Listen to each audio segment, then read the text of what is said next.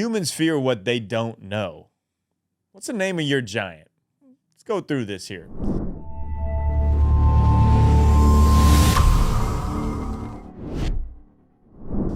Fear of a name increases fear of the thing itself.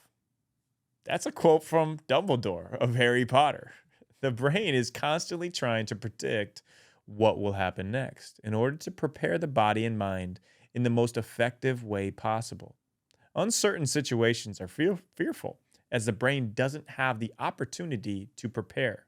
Just like in the famed movie Harry Potter, not saying the evil one, Voldemort's name, gave him more power over Harry. The fear of the name itself increased the fear. But when we give our giants names, the things that hold us back and give us debilitating fear, it humanizes the unknown and lessens the anxiety we might feel. Try it. What is a giant in your life currently? An addiction, a narcissistic coworker, a health situation that won't seem to pass, a fear that bills won't get paid. Give all of these giants names. Addiction, I'll name you no longer. A narcissistic coworker, I'll name you goofball. A health situation that won't seem to pass, I'll name you healer.